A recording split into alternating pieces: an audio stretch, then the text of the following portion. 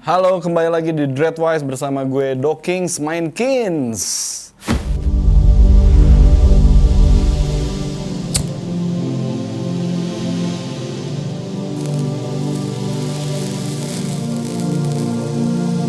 Beberapa waktu lalu kita pernah lempar pertanyaan-pertanyaan di Instagram Dreaddog Studio dan kita tanyain tentang kenapa kalian takut dengan rambut gimbal. Dan kita akan ngebahas di sini tentang mitos dan faktanya. Kita buka ya. Pertanyaan pertama, katanya sih gimbal itu bakal kutuan dan ketombean. Jawabannya adalah itu mitos. Kenapa mitos? Karena setiap orang dengan rambutnya yang walaupun tidak gimbal lah, itu bisa terjadi kutuan dan ketombean. Kalau kutuan, yang kita tahu informasinya adalah bahwa rambut itu terlalu kering. Nah, biasanya kalau rambut yang berminyak, larinya ke ketombe. Dan ketombe itu muncul dari mana? Nah, munculnya itu biasanya dari pola makan kita atau pola hidup kita yang kurang baik, atau banyak hal lah yang sebenarnya bisa dilakukan. Nah, kalian bisa mencegah itu dengan menggunakan perawatan rambut yang kalian cocok dengan rambutnya. Dan kalau kalian punya rambut gimbal yang kutuan atau ketombean, ya mungkin karena kalian yang terlalu tidak memperhatikan perawatan rambut kalian itu sendiri. Nah, baiknya kalian bisa menggunakan produk yang baik untuk rambut kalian. Living with Draco.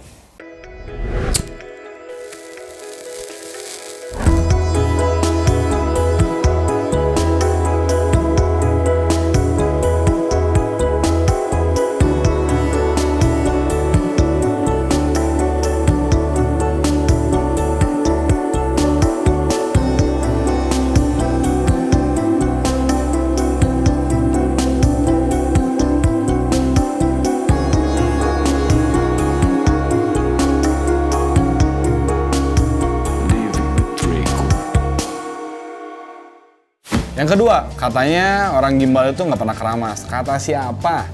Itu mitos. Ya, rambut gimbal itu tetap harus dirawat seperti rambut-rambut pada umumnya. Tapi baiknya proses perawatan rambut ini pakai jangka waktu, tidak setiap hari harus dikeramas. Karena kalau setiap hari dikeramas pun, ya baik lagi sih kalau dia rajin sih silakan. Tapi kalau saran dari kita sih 2 kali atau 3 kali dalam seminggu itu cukup. Jadi nggak pernah keramas? Ya nggak mungkin, harus dikeramas. Yang ketiga, katanya gimbal itu bakal merusak rambut. Iya sih, itu fakta. Kenapa kita bisa bilang rambut gimbal itu merusak rambut? Sebenarnya proses pembuatan rambut gimbal itu pakai metode yang kita lakukan di Dreaddog Studio itu adalah diculam. Jadi dirajut, dan rambut itu biasanya bahasanya kita rusak lah.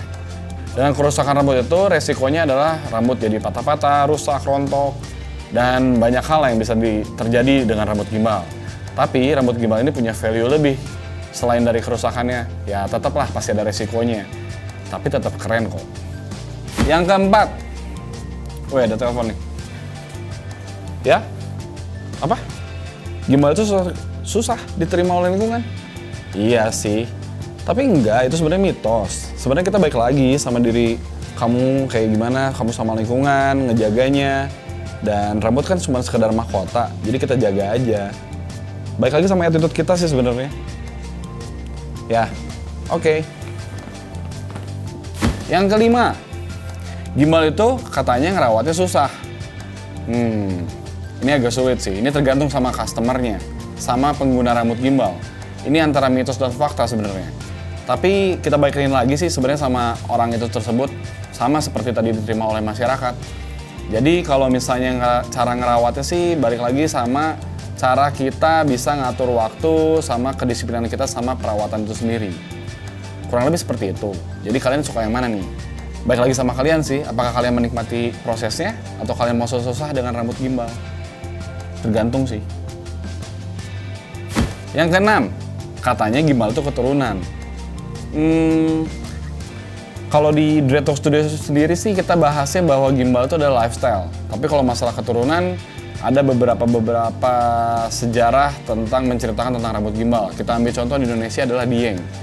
Dieng ini katanya rambut gimbal ini adalah titisan Nyai Roro Kidul kepada Kyai Koldete. Itu ada terjadi di daerah Dieng Wonosobo. Nah, kalian bisa lihat literaturnya tuh di sana. Dan karena di Dreaddog sendiri, gimbal itu buat kita adalah lifestyle. Jadi kalian bisa rubah gaya rambut gimbal kalian, mau jadi seperti apapun, tinggal ke Dreaddog Studio. Yang ketujuh, katanya orang gimbal itu pasti make. Fakta sih. Karena dia pakai Draco sampo, Draco hair tonic, dan Draco Hermes.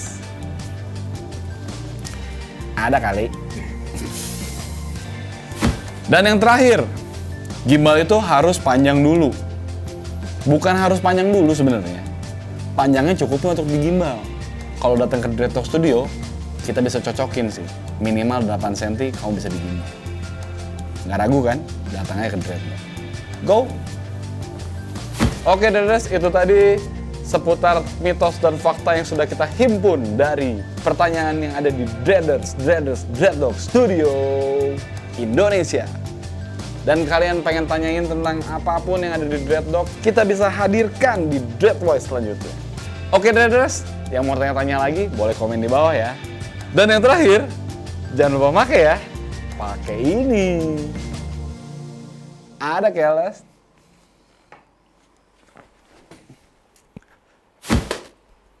Oke. Recension? Gak salah.